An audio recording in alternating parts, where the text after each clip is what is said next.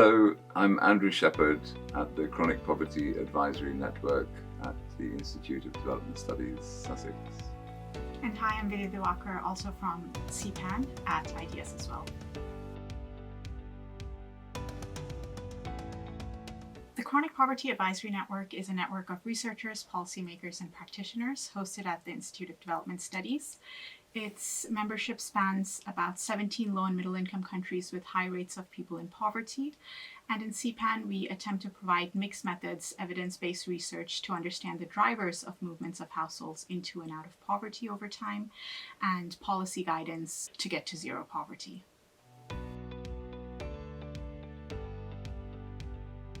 So the Chronic Poverty Report is a series of our flagship reports that CPAN produces. This latest one is focused on pandemic poverty.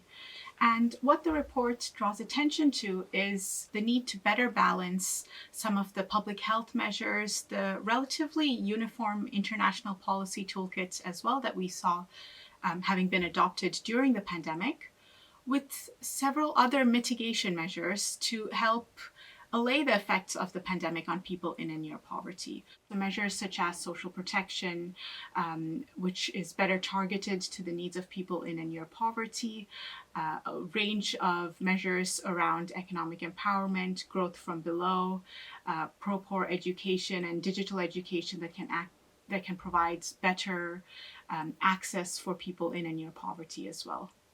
The report itself is a collective effort. It brings together a range of co-authors spanning various CPAN partner countries and organizations. And what our co-authors have done as part of the evidence base informing this report is to undertake a set of key informant interviews in a range of case study focus countries in low and middle income contexts to understand from a range of decision makers what have been some of the levers of change in terms of policy making and programmatic changes as well to enable a more balanced response to the pandemic. In addition, this report draws on an evidence base from CPAN's Poverty Monitoring Initiative, which is a qualitative endeavor that seeks to balance the range of often quantitative data, such as the high-frequency phone surveys and other data sources during the pandemic to understand the needs of people in and near poverty. And with the Poverty Monitoring Initiative, along with our partners, we've managed to re-interview various individuals and households that CPAN had interviewed pre-pandemic. So we've revisited these households and been able to re-interview them to understand their changing well-being during the pandemic. So collectively, this evidence base of key informant interviews, life history interviews, analysis of secondary panel data, as well as the wider evidence base from the wider literature has helped inform this report.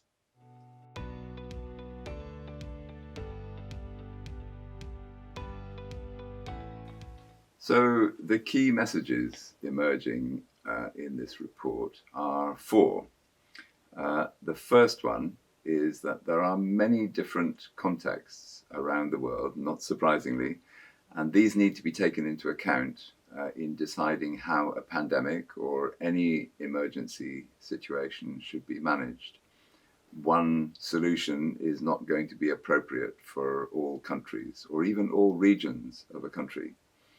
So some of these differences are in terms of demography. Some populations have a lot of older people, some populations have a lot of younger people, and those differences prove to be really critical in the COVID-19 pandemic.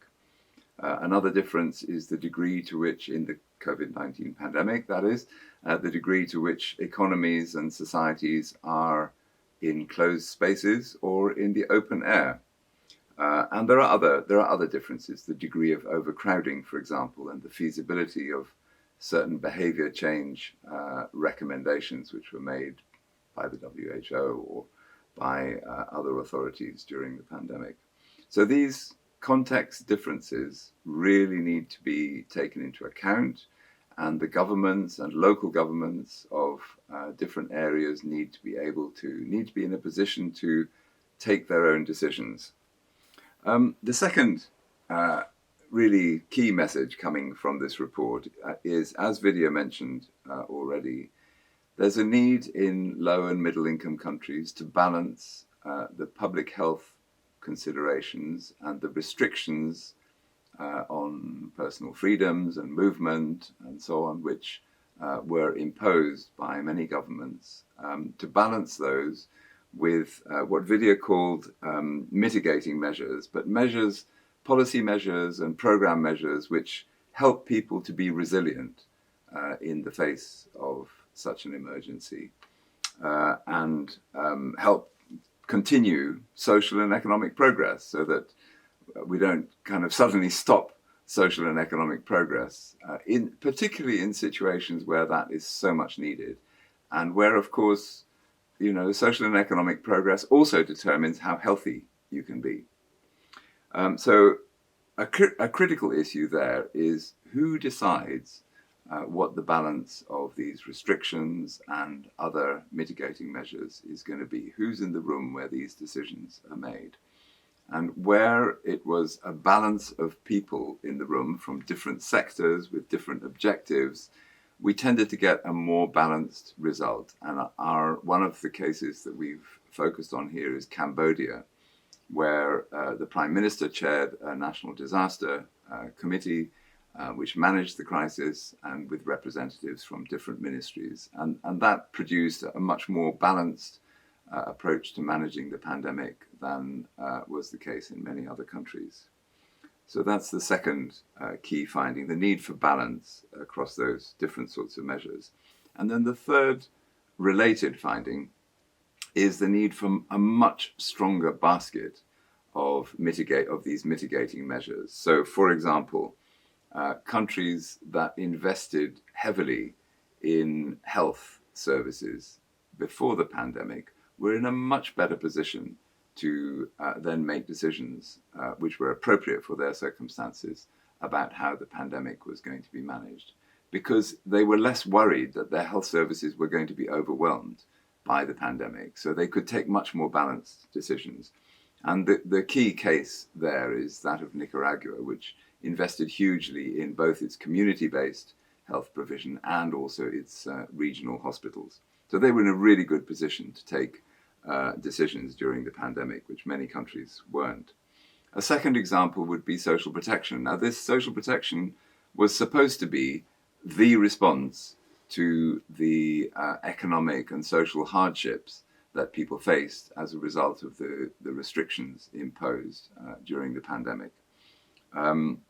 However, in many countries, from our experience and our data, these social protection measures were inadequate to the challenge. They weren't able to prevent people slipping into poverty. They weren't able to prevent poor people becoming even poorer in many cases. The systems weren't wide enough, so they needed to be stretched to include new people who were affected in this situation. And they weren't deep enough.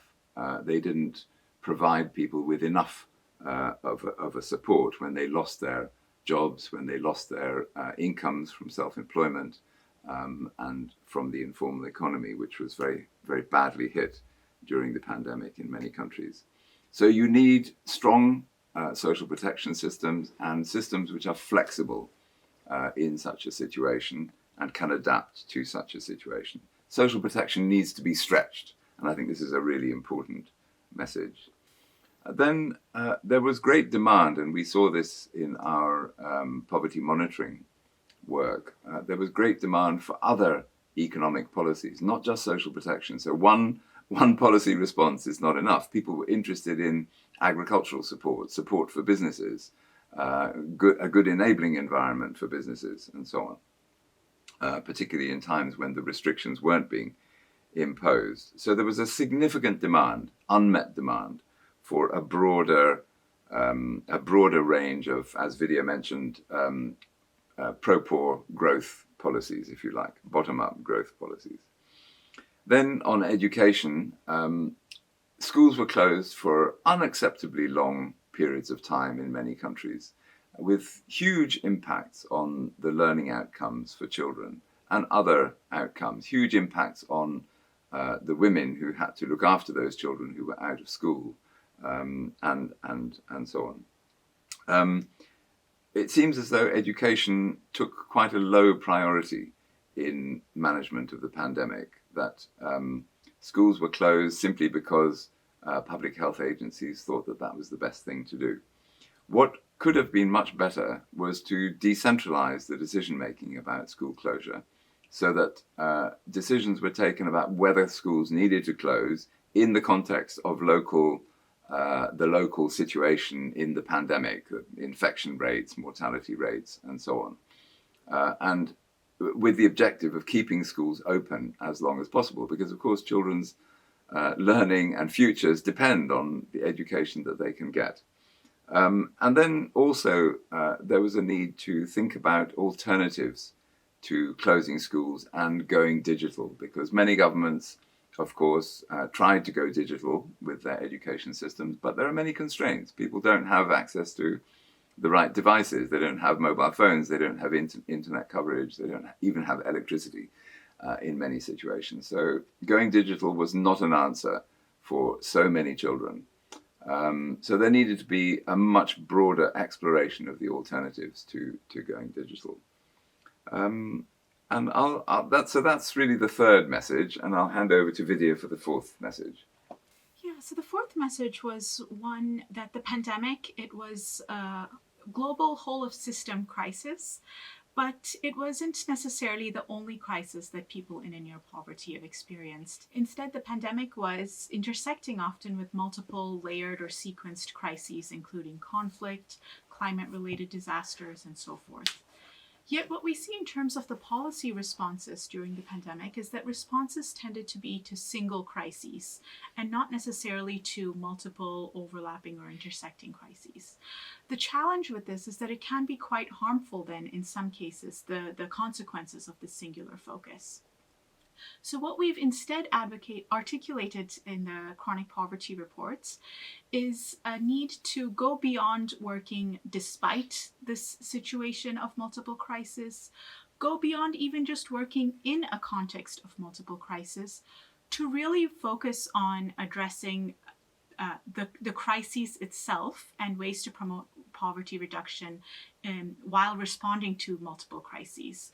So this might be through, as Andrew mentioned, promoting efforts that can build people's and systems resilience alongside a recognition of do no harm principles and so on. And if we consider the common policy entry points to addressing crises, we might think of policy entry points common in conflict-affected contexts. So for example, sometimes you see the humanitarian development peace nexus attempts to operationalize this. You might also see responses in terms of disaster risk management, to date largely focused on individual climate-related disasters. So it might be on floods, it might be to drought, rarely to still the combination of different types of disasters itself that might occur. And then also around social protection entry points, as Andrew had mentioned.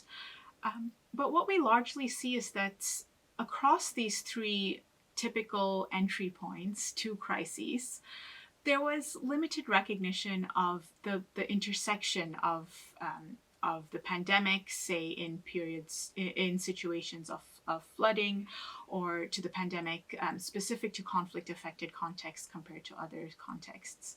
And what this then suggests is that given our context increasingly is one of uncertainty and of multiple crises, we need to be planning for recovery during crises and for recovery programming then to go on for much longer than it currently does, because people's vulnerabilities tend to be amplified in these situations of crises. They might be other shocks and stressors as well that can contribute to their downward mobility. So for example, ill health quite often contributes to people in households impoverishment, whether through the episode of ill health, the costs associated with its expenditures, the costs of care as well. So it's rarely just the presence of crises in and of itself, or even of intersecting crises, but this context of uncertainty and the multiplicity of shocks and stressors that people in a near poverty need to continuously engage and respond to. So ultimately, then, if we are able to, as Andrew mentioned, strengthen our mitigation measures in contexts of pandemics and intersecting crises, households then will be much better placed to respond to and maintain well-being in or continue to improve their social and economic progress, even amidst crises.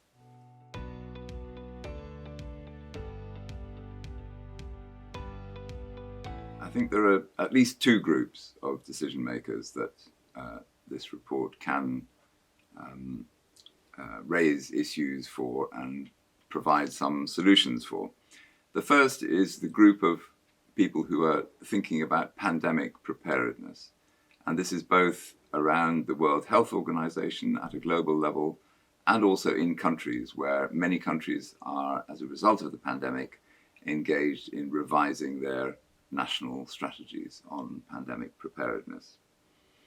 And I think the main message for them, for all those decision makers, is the need to balance the public health considerations and the restrictions on human activity which emerge from those public health considerations with the need for continued social and economic progress and the need particularly for mitigating measures which enable people to continue or for the first time possibly even to live a good life even during the pandemic. So, and not to lose too much during the pandemic. So decision makers need to think about people's resilience as well as the spread, containing the spread of the pandemic and containing mortality resulting from the pandemic. The second group of decision makers are those concerned about poverty reduction and social and economic progress more generally. And here, most of the focus is typically on helping people to escape poverty, and very little focus is given to preventing impoverishment. And I think we saw during the pandemic significant downward mobility, significant impoverishment, and some destitution. So there needs to be much stronger focus in poverty reduction policies on preventing impoverishment and preventing downward mobility.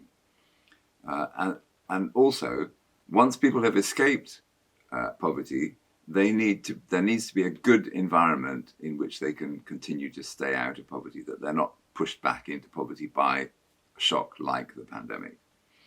And this means that disaster risk management is incredibly important. Insurance against risks is incredibly important, as Vidya mentioned, particularly the health risks which people face very commonly. Social protection systems which stretch to include more people and are deepened so that the benefits which people can acquire are also more significant.